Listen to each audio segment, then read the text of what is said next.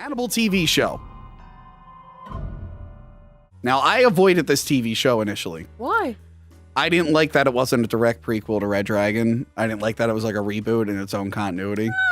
It's fine. I've since, and I mentioned the Silence of the Lambs, I've since gone back and rewatched it. And I like, because I've said this a few times, like, because the movies were such good adaptations, I was fine with all the liberties that Hannibal took. Yeah. Because it got to work in stuff that got left out. Like, I think we mentioned Jack Crawford's wife having cancer was left out. Yep. That was put in. They put a lot of other stuff in. So the second half of season 3, the first half of season 3 is the book Hannibal. They went out of order. And the second half of season 3 is Red Dragon. And they were using elements obviously beforehand. But this is the first time they were adapting it directly. And I even like that in between the seasons, there was like a 3-year gap that they said. So in the show, if you're not familiar, Hugh Dancy plays Will Graham. Mads Mikkelsen, I didn't like him at first. His accent was too thick. No, Mads can do anything. I grew into it. Mads Mikkelsen as Hannibal. Richard Armitage as Francis. He was the Thorin. He was the Hobbit with dragon sickness. And he gets dragon sickness again. He's a dwarf. He was the dwarf in The Hobbit is what I meant to say. I'm the guy who called the Cimmerillion the Similarian. Oops. Lawrence Fishburne as Jack Crawford. Laura Jean Korostecki as Freddie Lowndes. Nina Arianda as Molly. And Rutina Wesley from True Blood as Reba. So anyway, no, she does a good job. I was very happy when I saw her. I was like, Tara! Yeah. I say here, like, despite many changes to continuity, it follows it actually pretty well. He still processes film, I think, which seems a little dated, if I remember right. Also, speaking of cinematography with like stuff, whatever, this freaking show. I have it here. So in the Hannibal TV show, they really play up Will Graham's imagination stuff, but they do it through like really creepy visuals. Yeah. So like, but before he knows who Hannibal is, he's imagining him as like this antler demon. Yep. There's really, really cool imagery. And this show takes full advantage of this, where like we actually see Francis as the Red Dragon like several times. Yep. And I'm like, that's clever. That's something you couldn't really do in the other ones, or it would have been too hard to do. So they did that really, really well. I think the characters, the Will Graham in the TV show is weird. He is kind of closer to the Manhunter version, where he's just a creepy weirdo. Not as unhinged, but he was still pretty. Yeah, he's got issues.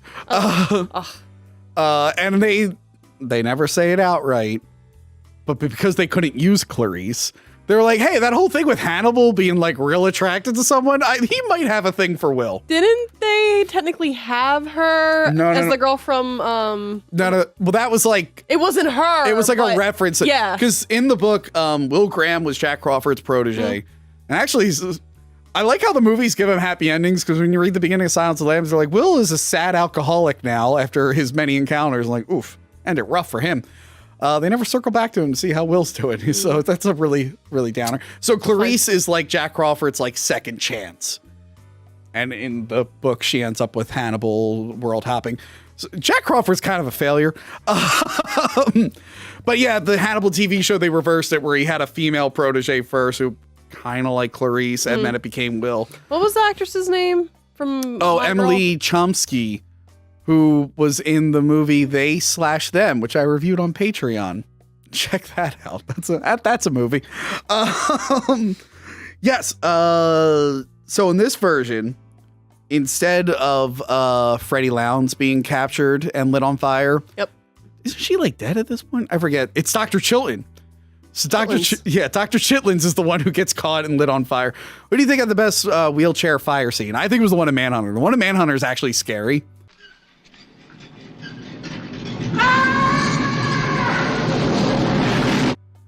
Yeah. Because they kind of like Exorcist 3, they do the thing where it's like a long setup, and the security guard looks back and he's like, huh.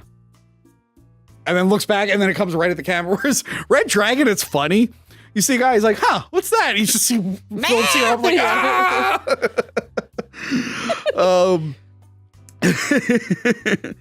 That's like a whole thing in the book where they analyze the wheelchair, and they're like, where'd the killer get like a wheelchair from the early 1900s. What the fuck? And it kind of leads him on to where he would be. Yeah, what did you think of Richard Armitage as the dragon?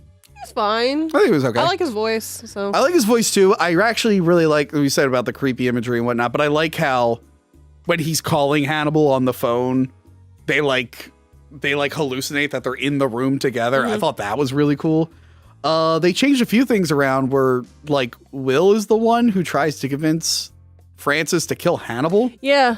Yeah. And then at the end, it's pretty accurate. And then at the end, it's like, oh, we're just going to fight him at a beach house. Like, oh, that didn't happen anywhere else. Will gets fucked up in that one too. Yeah. So they kill him. And I do like how he has dragon wings when they're slicing him up. Yeah. And then they Will attempt to do a murder-suicide with Hannibal. They're like rubbing on each other. You know, he pulls him off a cliff and they die, but it's implied that they might not have with the teaser at the end. So yeah, I mean, I'm including Hannibal season 3, although we probably shouldn't, but I thought it'd be fun. It's fine. But yeah, I think they did really cool stuff. Like I said, the imagery was really cool. Seeing Reba as the girl clothed in sun was fun.